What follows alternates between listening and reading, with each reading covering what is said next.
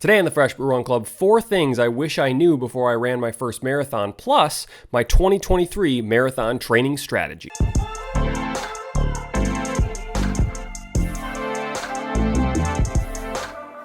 Welcome to the Fresh But Run Club. So for today's video, I am talking marathons. So I am finally ready to start my training for the 2023 Indianapolis Monumental Marathon. So last year I applied to run in the Chicago Marathon. I did not get selected. So I asked you, the viewers, what marathon I should do instead. And there were a couple suggestions for the Indy Marathon. So I decided to go with that. I'm looking forward to it. It's a flat course. It's a city marathon. It's within driving distance of Metro Detroit. It checks all the boxes that I'm looking for in a marathon. So today I want to talk marathons, specifically my 4 areas of focus, otherwise known as 4 things I wish I would have known before I ran my first marathon, and then my marathon strategy. So we're going to talk about what marathon plan I'm following, how I'm tracking things, what my weeks are looking at. So this will be the kickoff of that vlog series. So I will keep making the weekly vlogs, but it's going to shift more into like my actual training, how it's going, the workouts I'm doing, where I'm running, stuff like that. So let's kick it off by talking about those 4 things. The first of which is consistency. This is something I really want to focus on for my marathon training this year. I don't want to skip workouts. If there's a run on the calendar,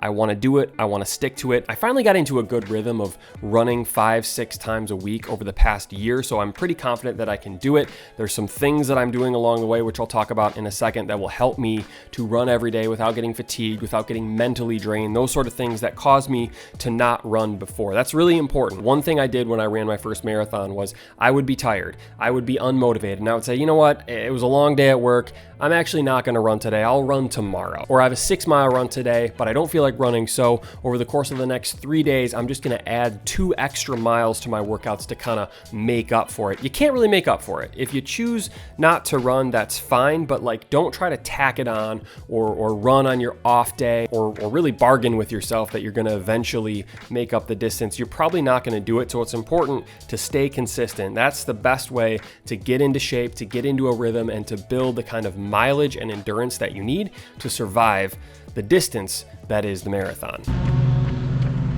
All right, number 2, easy runs. This is really, really important. When your training program says that you need to take it easy, you absolutely have to run really slow, or else you're gonna burn yourself out. Now, this is very hard for me because I just wanna run every run fast. If I don't run fast, it feels like I'm wasting a run, but actually it's really good for your training. Like, you need that slow training in order to succeed at the marathon, and it's important for recovery. Like, if you don't take your easy runs easy, you're gonna get burned out, and by the end of your marathon training program, you are going to be absolutely miserable. So, easy runs, take them easy. There's a couple different techniques. There's Maffetone method, there's zone 2 training, low heart rate training. All of it's pretty much the same with just some slight differences, so check that out. I actually really enjoy running easy. It's made running much more fun for me, so highly recommend that. I don't just recommend it, it is a necessity that you take your easy runs easy. Similar to running easy, rest and recovery is a key to not getting burned out when you're training for your marathon. So the number 1 thing, the most important thing about rest is obviously sleep. You can't cheat the Sandman when it comes to rest and recovery, and part of that is not just making sure that, like, you know, you go to bed at a reasonable time and get 7-8 hours of sleep. It's doing things during the day to help make your sleep better. So for me, what I have done is I don't drink coffee in the PM because caffeine messes with my sleep. I have trouble falling asleep. I don't get a solid REM sleep when I drink caffeine too late. The other thing, I try not to snack too late, because if I eat late, you know, your stomach starts digesting stuff, your blood gets moving, and it is harder to fall asleep, and you don't get as restful of a sleep. And then the third thing I do, if I'm watching TV or editing a video, I try to wear blue light glasses at night. That blue light messes with your circadian rhythm, and you, again, don't get great sleep. So make sure you're getting your sleep, make sure you're doing things during the day to get better sleep, because it will pay off significantly during training and also during the marathon. So the third thing I want to focus on this year during my marathon is nutrition. So this is something that I really haven't put a whole lot of thought into. I just sort of eat whatever I want and not think about it, but I want to eat a little bit healthier, more fruits, more vegetables, more grains. You know, I'm not going to be like counting calories or measuring everything down to the gram or the decimal, but I just do want to eat a little bit healthier and find some foods that I think will help give me a little bit of energy, help me to recover, because as I get older, I can't just eat whatever I want, and that is especially true when I'm training for a marathon and burning a lot of calories. So I'm not a dietitian, I'm not a nutritionist, but just as a general principle, your workouts are what you eat. And that's a phrase that I just made up, but I think it's true.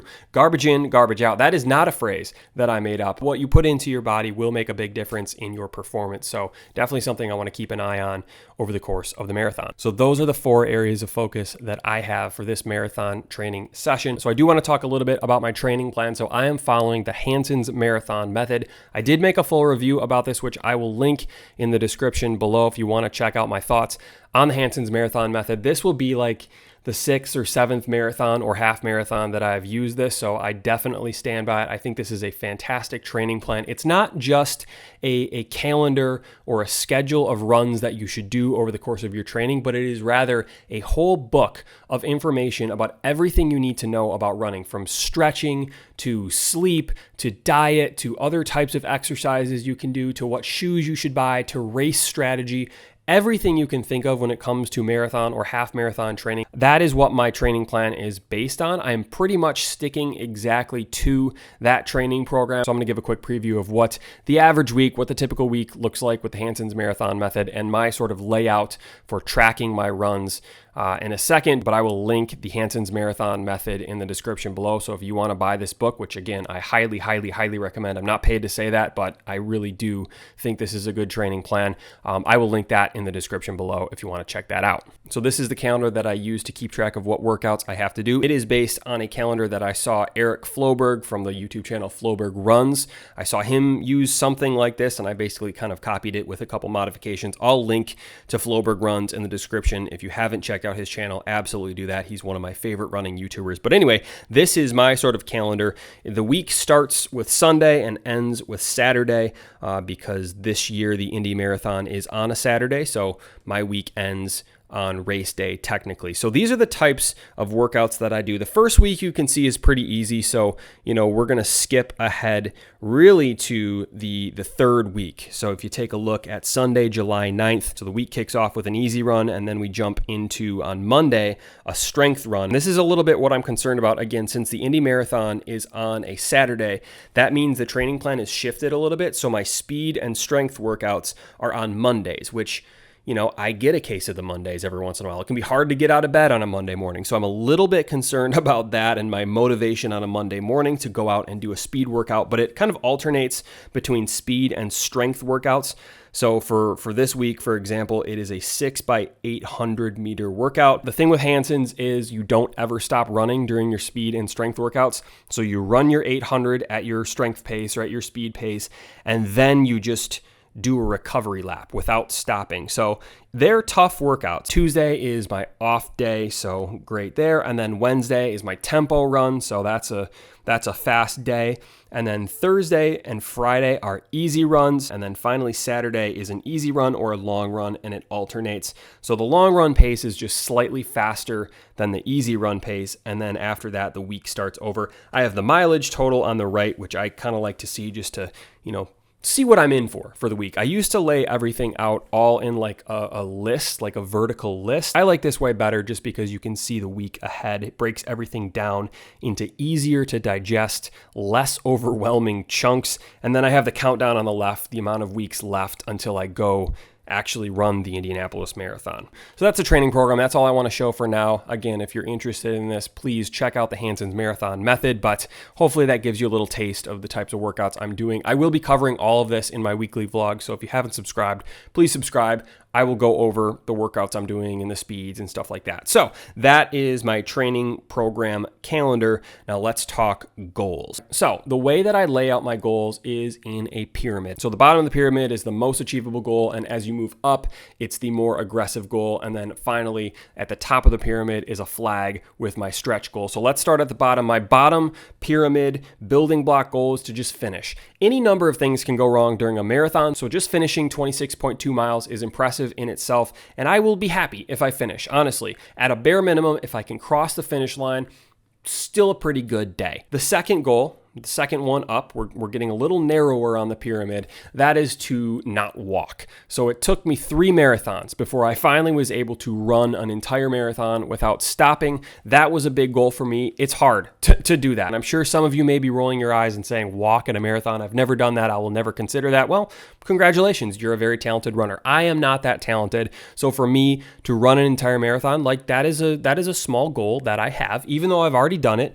I will still include that on my goals pyramid. Moving up one level, that is to break 4 hours. This is something that I did last year in the Cleveland Marathon, 2022 Cleveland Marathon, not the most recent Cleveland Marathon, but I broke 4 hours. I was very happy with that. And then moving one level up, that's my PR, which is 3 hours and 49 minutes. I want to break my PR. And honestly, if I can break this goal at Indy, I'm going to be happy pretty much no matter what. Even if I don't hit the next level up goal that I have, getting your PR is always a good day. So speaking of that next level goal, this is what I'm actually training for. This is the time that I am truly going for in the Indy Marathon 2023. I'm going to be out there trying to break 3 hours and 30 minutes in the marathon, which is about 8-minute pace. That is like my main goal, right? That is the top of the pyramid. And then I have a little flag on top of the pyramid. And I know that's probably not historically accurate, but this is my pyramid, so I'm going to put a flag on top, and that's my stretch goal. That is a goal that I'm not necessarily directly working towards, but if it happens, like,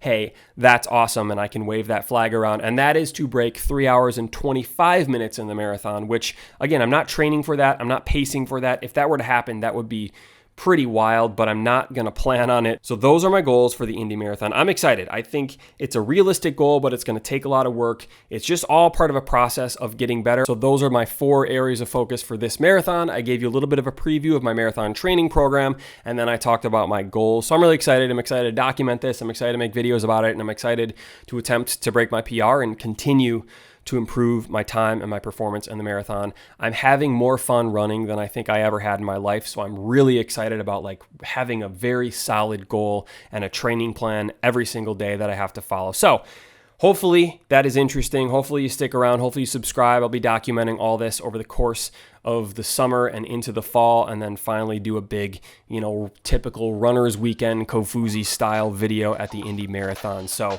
that will be today's video. Thanks for watching. Subscribe if you haven't already, and I will see you soon.